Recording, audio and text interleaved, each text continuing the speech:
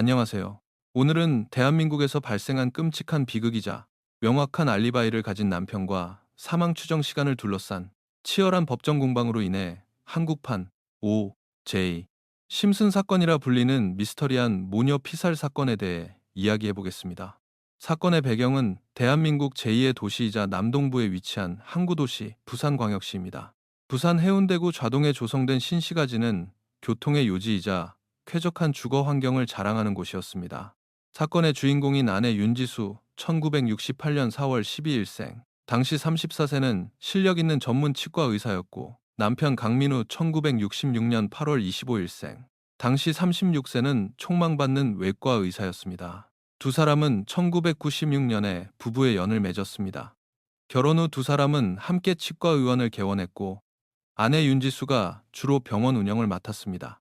병원은 꽤 잘 운영되었고, 이들은 경제적인 어려움 없이 풍족하고 안정적인 삶을 누렸습니다. 그리고 1999년 1월 5일, 부부는 사랑스러운 딸을 품에 안게 되었고, 아이의 이름을 강서아라고 지었습니다. 세 가족은 해운대구 좌동의 한 고층 아파트 9층 905호에 살고 있었습니다. 아파트의 구조를 잠시 살펴보겠습니다. 현관으로 들어서면 대기 공간이 있고, 복도 왼쪽으로는 다용도실과 주방이 이어집니다. 주방 옆에는 거실이 있으며 복도 오른쪽에는 평소 비워두는 두 번째 침실이 있습니다. 그 안쪽으로 욕실과 화장실이 있고 바로 옆이 안방입니다. 밤이 되면 부부와 3살 배기 딸은 이 안방에서 함께 잠을 청했습니다. 시간이 흘러 2002년이 되었습니다. 결혼 6년 차가 된 부부의 딸 서아는 어느덧 3살이 되어 있었습니다. 당시 남편 강민우는 대출을 받아 부산 서면 일대에 개인 성형외과 개원을 준비 중이었고, 마침내 정식 오픈을 앞두고 있었습니다. 이들 가족의 삶과 앞날은 그야말로 탄탄대로 밝은 미래만 기다리고 있는 듯 보였습니다. 하지만 누구도 예상치 못한 끔찍한 비극이 이들 가족을 덮치게 됩니다. 시간을 돌려 2002년 10월 18일 금요일의 상황을 살펴보겠습니다. 이날 아침 해운대구 좌동의 해당 아파트에서 갑작스럽게 하얀 연기가 피어올랐습니다. 이를 목격한 아파트 경비원이 서둘러 위층으로 뛰어 올라갔고, 연기가 9층 905호에서 새어나오는 것을 확인했습니다. 경비원은 다급히 문을 두드렸지만 안에서는 아무런 인기척이 없었고, 현관문은 굳게 잠겨 있어 들어갈 수가 없었습니다. 집안에서 화재가 발생했음을 직감한 경비원은 즉시 119에 신고했습니다. 신고를 접수한 지 10분 만에 소방대원들이 현장에 도착했습니다. 그들이 905호 내부로 진입했을 때 안방에서 거센 불길이 치솟고 있었습니다. 안방 옷장 중앙 부분이 불타고 있었고, 안쪽의 옷가지들은 이미 새까맣게 탔으며, 옷장 옆 침대의 침대보와 방 안의 벽지까지 불길에 그을려 벗겨져 내리고 있었습니다. 소방대원들은 즉각 화재 진압에 나섰고, 다행히 불길은 성공적으로 잡혔습니다. 불을 끈 후 소방대원들은 집안 내부에 또 다른 위험 요소나 인명 피해가 없는지 수색하기 시작했습니다. 그리고 한 대원이 상태를 확인하기 위해 욕실로 들어섰을 때 그는 참혹한 광경을 목격하고 경악을 금치 못했습니다. 물이 가득 찬 욕조 안에 여성과 어린 여자아이가 숨진 채 발견된 것입니다. 소방대는 즉시 경찰에 이 사실을 알렸습니다. 신고를 받은 경찰이 현장에 급파되었고, 요란한 사이렌 소리와 함께 아파트 일대는 전면 통제되었습니다. 경찰은 곧바로 정밀 감식과 수사에 착수했습니다. 욕실에서 사망한 채 발견된 여성은 34세의 윤지수였고, 함께 발견된 아이는 그녀의 3살 배기 딸 서아였습니다. 윤지수는 물이 가득 찬 욕조 안에서 엎드린 자세로 발견되었습니다. 그녀의 상의는 벗겨져 있었고 하의는 속옷만 입은 상태였는데, 그마저도 무릎 부근까지 벗겨져 내려가 있었습니다. 목과 팔에는 가벼운 찰과상이 있었고, 목에는 무언가에 강하게 졸린 흔적이 선명하게 남아 있었습니다. 그리고 그녀의 눈에는 여전히 콘택트 렌즈가 끼워져 있었습니다. 딸 서아는 욕조 안에서 천장을 바라보는 정자세로 누워 있었습니다. 상의는 반팔 셔츠를 입고 하의는 기저귀를 찬 상태였으며, 아이의 목에도 뚜렷하게 졸린 자국이 남아 있었습니다. 두 사람 모두 목에 난 상흔 외에 다른 뚜렷한 외상은 없었습니다. 부검 결과 윤지수에게서 성폭행의 흔적은 발견되지 않았으며, 두 사람의 직접적인 사인은 모두 경부압박 질식사로 밝혀졌습니다. 이는 명백한 타살이었습니다. 경찰은 사건 현장에 대한 대대적인 정밀 조사를 진행했습니다. 싱크대 안에는 설거지하지 않은 식기들이 놓여 있었고, 식탁 위에는 젖병이, 욕실 화장대 위에는 윤지수의 안경이 놓여 있었습니다. 그녀의 지갑은 안방에서 발견되었는데 안에는 현금 51만 8천 원이 고스란히 남아 있었습니다. 현관문의 잠금 장치나 창문에는 인위적으로 파손된 흔적이 전혀 없었고 외부에서 무단으로 침입한 정황이나 집안에서 격렬한 몸싸움이 벌어진 흔적도 찾아볼 수 없었습니다. 905호 내부에서는 세 가족의 지문을 제외하고는 제3자의 지문이 전혀 검출되지 않았으며 외부에서 반입된 것으로 보이는 범행 도구 역시 발견되지 않았습니다.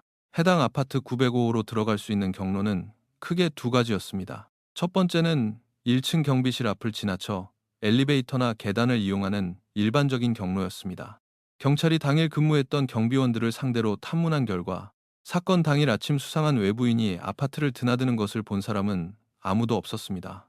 두 번째 경로는 건물 1층 우측에 있는 비상구를 통하는 것이었는데 확인 결과 이 비상구는 철망으로 굳게 닫혀 자물쇠로 잠겨 있었기 때문에 외부에서 진입하는 것은 불가능했습니다. 경찰이 한창 현장 조사를 벌이고 있을 무렵 남편 강민우가 집으로 돌아왔습니다. 아내와 딸이 무참히 살해되었다는 소식을 들은 그는 충격에 빠져 무너져 내렸습니다. 경찰은 그가 조금 안정을 찾은 후 당일 그의 행적에 대해 물었습니다. 강민우는 진술을 통해 오늘은 제 개인 병원의 공식 개원일이었습니다. 아침 7시쯤 아침 식사를 마치고 혼자 집을 나서 병원으로 향했습니다. 아내와 딸도 저와 함께 아침을 먹었고 제가 집을 나설 때만 해도 두 사람 모두 무사했습니다. 저는 오전 8시에 서면의 병원에 도착해 개원식에 참석했습니다. 당시 병원에는 축하하러 온 사람들이 많았고 모두가 제 알리바이를 증명해 줄 수 있습니다. 라고 말했습니다. 해운대구 좌동의 아파트에서 서면의 성형외과까지는 출근 시간대, 교통 상황을 고려하면 약 1시간 정도가 소요되는 거리였습니다. 아파트 경비원 역시 아침 7시경에 강민우가 차를 타고 출근하는 모습을 확실히 보았다고 진술하여 남편의 알리바이는 완벽하게 입증되는 듯 했습니다. 현장에 현금이나 귀중품이 그대로 남아 있었고 외부 침입의 흔적이 없었다는 점을 토대로 경찰은 범인이 안방에서 모녀를 살해한 뒤 윤지수의 옷을 벗겨 강도 강간 사건처럼 위장하려 했다고 추리했습니다. 범인은 모녀의 시신을 욕실 욕조로 옮긴 후 안방에 불을 질러 증거를 인멸하려 했습니다. 또한 범행 후 현관문을 잠그고 도주하여 화재와 시신 발견을 최대한 늦추려 한 치밀함도 보였습니다. 현장의 정황상 이는 면식범에 의한 원한 범죄일 가능성이 매우 높았습니다. 범인은 윤지수 모녀와 아주 가까운 사이이며 자신의 정체가 탄로날 것을 우려해 방화라는 극단적인 방법으로 증거를 인멸하려 했다고 경찰은 판단했습니다. 이에 경찰은 피해자 윤지수의 주변 인물과 인간관계를 집중적으로 파헤치기 시작했습니다. 수사 도중 그녀의 동료 중 한 명으로부터 윤지수에게 내연남이 있었다는 충격적인 진술을 확보했습니다. 상대는 인테리어 디자이너였습니다. 경찰은 즉시 이 내연남의 행방을 추적해 조사를 벌였지만 그는 사건 발생 시간대에 해당 아파트 근처에 가지 않았다는 명백한 알리바이가 있어 일단 용의선상에서 제외되었습니다. 하지만 알 수 없는 이유로 그는 수사가 진행되던 중 한국을 떠났고 이후 행방이 묘연해졌습니다. 또한 경찰은 윤지수의 일기장에서 남편과 한 침대에 누워 있을 때도 나는 그 사람을 생각했다라는 문구를 발견했습니다. 정황상 이는 인테리어 디자이너 내연남을 지칭하는 것으로 보였습니다. 이 단서를 바탕으로 경찰은 남편 강민우가 아내의 외도 사실을 알아챘고 걷잡을 수 없는 분노에 휩싸여 아내와 딸을 살해했을 가능성을 의심하기 시작했습니다. 살인의 동기는 충분해 보였습니다.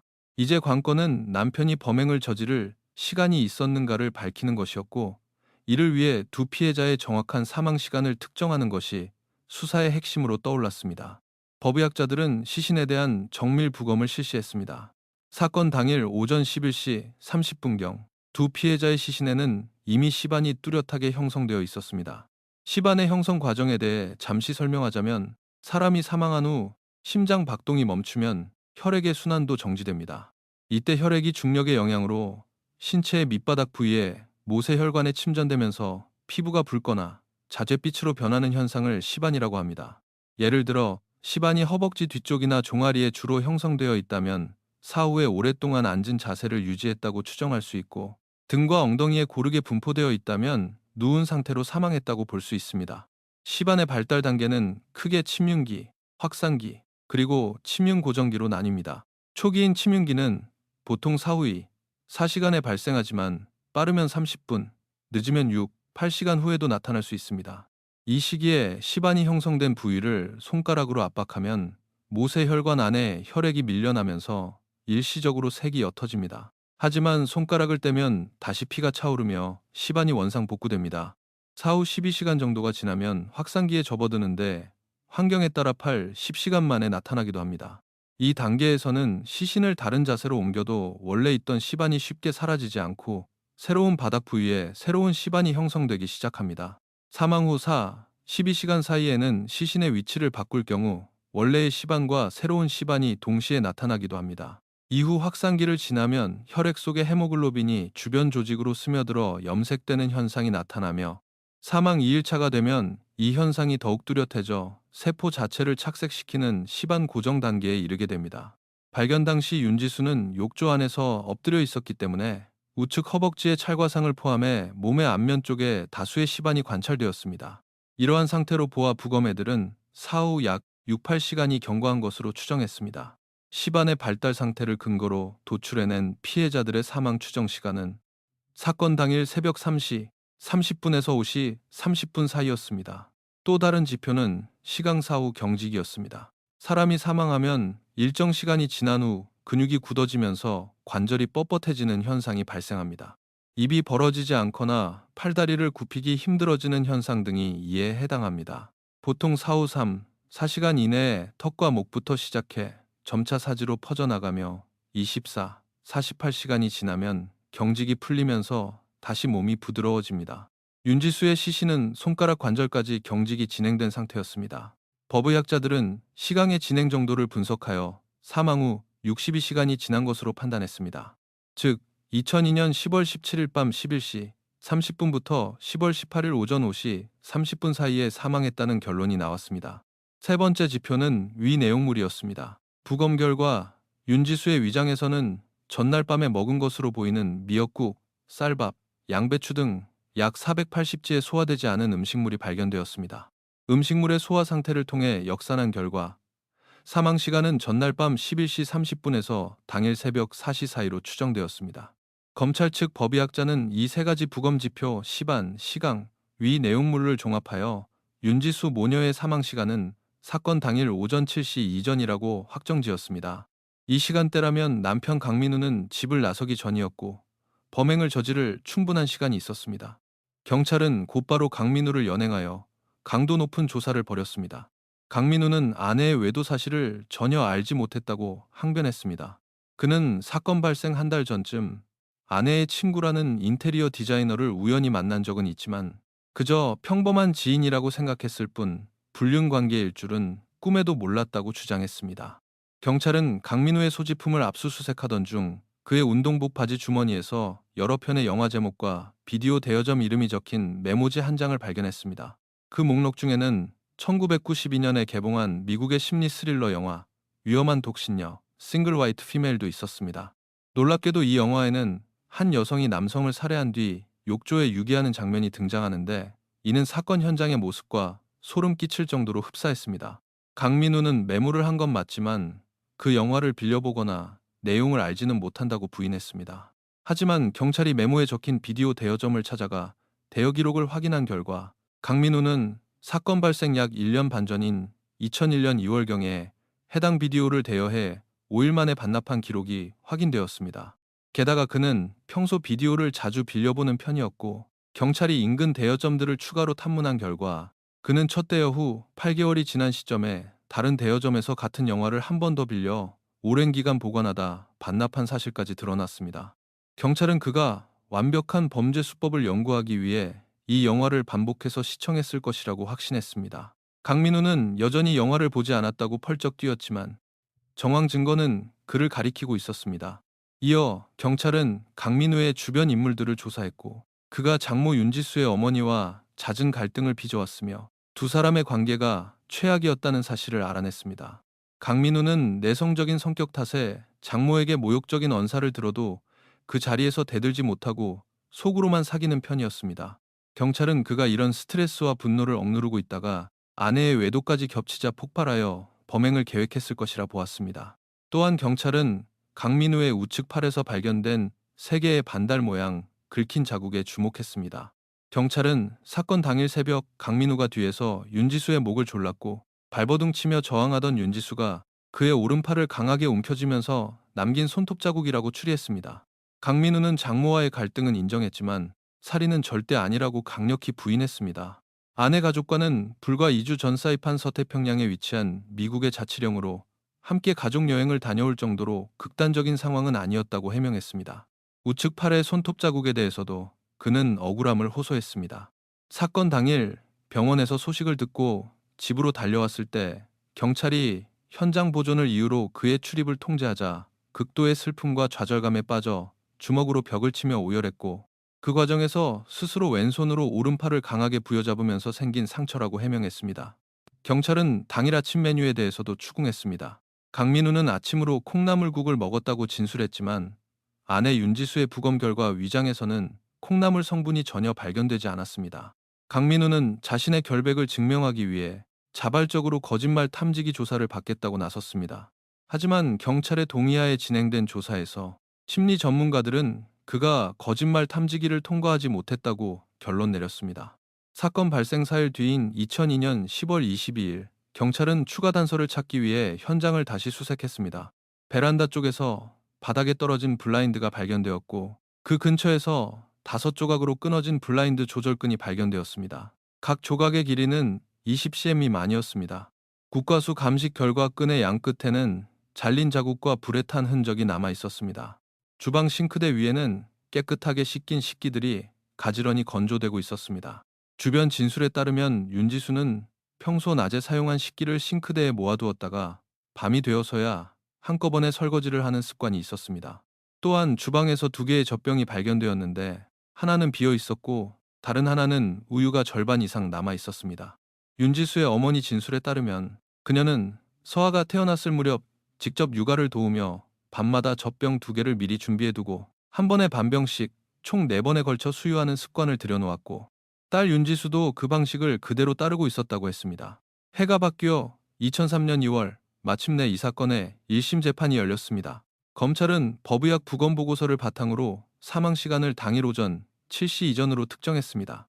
이 시간대에 강민우는 아파트에 머물고 있었으며 거짓말 탐지기 결과와 비디오 대여 기록 등 여러 정황 증거를 무기로 그를 살인 혐의로 기소했습니다.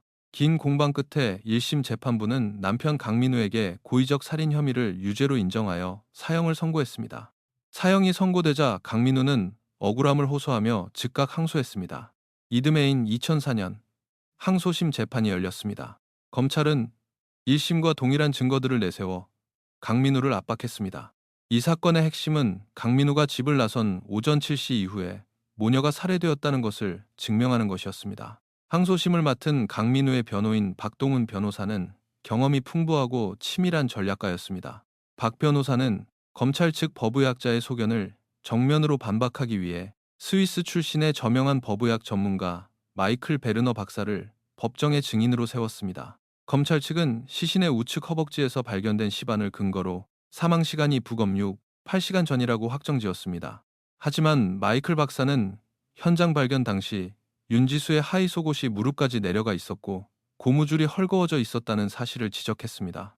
그는 속옷이 억지로 벗겨지는 과정에서 가해진 압박이나 마찰로 인해 허벅지에 피가 몰리며 생긴 자국일 수 있으며 그것만으로 전체 사망 시간을 단정 짓는 것은 위험하다고 반박했습니다. 이어 박 변호사는 검찰 측 법의학자에게 부검 당시 피해자의 얼굴에 상처가 있었는지를 날카롭게 물었습니다. 법의학자가 있었다고 답하자 박 변호사는 치명적인 허점을 찔렀습니다. 법정에선 검찰 측 법의학자는 사실 현장에 가지도 않았고 직접 부검을 집도하지도 않은 인물이었던 것입니다. 박 변호사는 당신은 부검실과 현장에 가지도 않았으면서 오로지 찍힌 사진만 보고 어떻게 확신할 수 있습니까? 라며 검찰 측 증거의 신빙성을 강하게 흔들었습니다. 시강 사후 경직에 대해서도 마이클 박사는 다른 견해를 제시했습니다. 사람의 신체 조건에 따라 시강의 진행 속도는 천차만별이며 특히 두 피해자가 사망 후 따뜻한 물이 채워진 욕조 안에 방치되었다는 점을 강조했습니다. 수온이 높을수록 시반과 시강은 훨씬 빠르게 진행됩니다. 검찰 측은 현장의 수온이 시신에 미친 영향을 부검 보고서에 전혀 고려하지 않았던 것입니다. 식사 내용물과 관련해서도 박 변호사는 반론을 폈습니다. 오전 7시에 아침을 먹었다고 진술했는데 콩나물이 위장에서 나오지 않은 것은 단순히 윤지수가 국물만 마셨거나 다른 반찬을 먹었기 때문일 수 있다고 설명했습니다. 종합적으로 박 변호사는 기존 부검 결과를 신뢰할 수 없으며 실제 사망 시간은 강민우가 집을 나선 이후인 오전 8시에서 8시 40분 사이라고 강력하게 주장했습니다. 이를 뒷받침하는 결정적인 증거 중 하나는 콘택트 렌즈였습니다. 어머니의 진술에 따르면 윤지수는 심한 근시를 앓고 있었고 평소 출근할 때는 렌즈를 끼지만 밤에 잠자리에 들 때는 반드시 렌즈를 빼고 일반 안경을 착용했습니다. 윤지수가 사망 당시 렌즈를 끼고 있었다는 것은 범행이 그녀가 잠자리에 든 새벽이 아니라 외출을 준비하던 아침 시간에 일어났음을 강력하게 시사했습니다. 화재 발생 시간에 대한 반박도 이어졌습니다. 아파트 경비원이 외부로 새어나오는 하얀 연기를 목격하고 119에 신고한 시간은 오전 9시 10분이었습니다. 변호인단은 현장과 동일한 구조의 모형 아파트를 짓고 안방 옷장 위치에 불을 지르는 시뮬레이션 실험을 진행했습니다. 실험 결과 발화 후 창밖으로 뚜렷한 흰 연기가 뿜어져 나오기까지는 약 10분의 시간이 걸렸습니다. 이를 토대로 화재가 발생한 정확한 시점은 오전 8시 25분에서 8시 35분 사이라는 계산이 나왔습니다. 이 시간대라면 남편 강민우는 이미 서면의 병원 개원식에 참석해 수많은 하객과 함께 있었으므로 명백한 알리바이가 성립되었습니다. 우유 젖병에 대한 검찰의 추리도 반박의 대상이 되었습니다. 검찰은 규칙적인 수유 습관을 근거로 새벽 6시에 아이에게 우유를 먹이지 않았다는 것은 이미 그 전에 사망했기 때문이라고 주장했습니다. 그러나 박 변호사는 육아의 현실성을 지적하며 윤지수가 아무리 꼼꼼해도 매일 정확히 3시간 간격을 맞출 수는 없으며 아이가 보채거나 우는 상황에 따라 유동적으로 우유를 먹였을 것이라며 검찰의 주장을 일축했습니다. 동기에 대한 부분도 치열하게 맞붙었습니다. 아내의 불륜의 격분에 우발적으로 살인을 저질렀다 하더라도 자신의 피부치인 3살 배기 딸까지 잔혹하게 목 졸라 살해할 이유가 없다는 것이 변호인의 주장이었습니다. 게다가 경찰 수사 전까지 강민우는 아내의 외도 사실조차 정확히 인지하지 못하고 있었습니다. 사건 후 이웃들을 상대로 한 탐문에서도 새벽 시간대 다른 동에서는 부부싸움 소리가 들렸다는 증언이 있었으나 사건이 발생한 905호에서는 아무런 다툼의 소리가 들리지 않았습니다. 흉기에 대한 의문점도 제기되었습니다. 검찰은 잘린 채 발견된 블라인드 조절끈을 범행 도구로 지목했습니다. 하지만 박 변호사는 상식적으로 누군가 뒤에서 목을 조른다면 반사적으로 자기 목에 감긴 끈을 잡아당기려 발버둥 치지 등 뒤에 있는 범인의 팔을 꼬집거나 핥히는 것은 부자연스럽다고 반박했습니다. 또한 검찰이 지목한 블라인드 끈으로 목을 졸랐다면 시신에 얇고 깊은 사큰끈 자국이 남아 있어야 하지만 부검 보고서에는 그런 형태의 사큰이 기재되어 있지 않았습니다. 마지막으로 제3자의 침입 가능성이 완전히 배제되지 않았음을 증명했습니다. 앞서 경찰은 경비실 앞과 굳게 잠긴 철망 비상구만 확인하고 외부 침입이 불가능하다고 결론 내렸습니다. 그러나 박 변호사는 직접 현장을 조사한 끝에 경비실 뒤편에 휠체어나 유모차가 이동할 수 있도록 만들어진 시야의 사각지대인 완만한 경사로가 존재한다는 사실을 밝혀냈습니다. 박 변호사가 직접 이 경로를 통해 아파트를 드나드는 실험을 해본 결과 경비실 안에서는 이쪽으로 이동하는 사람을 전혀 볼 수 없었습니다. 범인이 이 사각지대를 이용했다면 충분히 경비원의 눈을 피해 몰래 침입하고 도주할 수 있었습니다. 이러한 박동훈 변호사의 맹렬한 변론과 조목조목 반박된 증거들 앞에서 검찰의 주장은 힘을 잃기 시작했습니다. 결국 항소심 재판부는 검찰이 제출한 정황 증거만으로는 피고인 강민우의 유죄를 입증하기에 부족하다고 판단하여 1심의 사형 판결을 뒤집고 강민우에게 무죄를 선고했습니다. 그 즉시 강민우는 석방되었습니다. 무죄 판결 소식이 전해지자 한국 사회는 발칵 뒤집혔습니다. 여론은 뜨겁게 들끓었고 강민우가 진범이라고 믿는 수많은 사람들은 법원의 판결을 강하게 비판했습니다. 그로부터 시간이 흘러 2005년 대법원은 사건의 중대성을 고려해 무죄 판결을 파기환송하고 사건을 고등법원으로 돌려보냈습니다. 피말리는 법정 싸움이 또다시 시작되었습니다. 재판은 무려 8년이라는 기나긴 시간 동안 지루하게 이어졌습니다. 마침내 2010년 대법원에서 이 사건의 최종 판결이 내려졌습니다. 대법원은 검찰이 제시한 범행 동기가 명확하지 않으며 법의학적 소견에 기초한 사망시간 추정도 유죄를 확정할 만큼 과학적이고 합리적인 근거를 갖추지 못했다고 판시했습니다. 또한 모든 정황이 추론에 불과하며 제3자의 침입 가능성도 완전히 배제할 수 없다는 점을 들어 의심스러울 때는 피고인의 이익으로라는 무죄 추정의 원칙에 따라 최종적으로 강민우에게 무죄 확정 판결을 내렸습니다. 이는 결과적으로 한국 법의학계가 해외 법의학 전문가의 논리에 패배했음을 의미했고 검찰과 경찰의 수사 시스템에 큰 오점을 남긴 뼈아픈 결과였습니다. 이 사건을 계기로 한국 정부는 법의학 및 과학 수사기술 발전을 위한 대대적인 지원과 개선에 착수하게 되었습니다. 판결 이후에도 사건을 둘러싼 여론의 분열은 10년 가까이 계속되었습니다. 일각에서는 외과 의사라는 직업적 특성상 해부학과 인체에 해박했던 강민우가 영화까지 빌려보며 치밀하게 살인을 계획했고 막대한 돈과 인맥을 동원해 최고의 변호인단과 법의학자를 섭외해 법망을 빠져나갔다고 비난했습니다. 이에 대해 박 변호사는 부부는 당시 병원 개원을 위해 전 재산을 담보로 1억 5천만 원 상당의 대출을 받은 상태였고 재판이 길어지면서 강민우는 파산 직전에 몰려 변호사 비용조차 제대로 될 수 없는 상황이었습니다. 사건 기록을 검토해본 후 그가 무죄라고 확신했기에 제가 자발적으로 무료 변론을 맡았던 것입니다라고 일축했습니다. 국내에 내로라 하는 법의학자들이 대부분 검찰 측 증인으로 채택된 탓에 객관적인 증언을 위해 어쩔 수 없이 사비를 털어 해외 전문가를 초빙한 것이라는 설명도 덧붙였습니다. 사건 발생 초기부터 8년에 걸친 지옥 같은 재판 과정을 겪으며 본래도 내성적이었던 강민우는 심각한 대인기피증과 사회공포증을 앓게 되었습니다. 그는 다른 사람의 눈을 제대로 쳐다보지 못할 정도로 피폐해졌습니다. 재판이 끝난 후 몇몇 언론사가 인터뷰를 요청했지만 그는 극구 거절하며 이렇게만 답했습니다. 제가 바라는 건 단 하나, 지금이라도 내 아내와 딸을 죽인 진짜 범인을 잡는 것입니다. 지난 세월 제가 겪은 끔찍한 고통을 생각하면 엉터리 수사를 한 경찰과 사법 시스템을 원망하고 비판하고 싶지만 더 이상 대중들 앞에 나서 제 감정을 소모하고 싶지 않습니다. 이렇게 부산 해운대 모녀 피살 사건은 끝내 진범을 찾지 못한 채 대한민국 범죄 역사상 가장 유명하고 논란이 많은 미제 사건, 한국판 오제이 심슨 사건으로 남게 되었습니다. 오늘날까지도 이 사건을 둘러싸고 강민우가 진범인지 아닌지에 대한 의견은 팽팽하게 엇갈리고 있습니다. 누구나 자신만의 시각과 논리로 사건을 바라볼 수 있겠지만 그날 안방에서 벌어진 진짜 진실과 끔찍한 비밀은 오직 단 한 사람, 어딘가에 살아있을 범인만이 알고 있을 것입니다.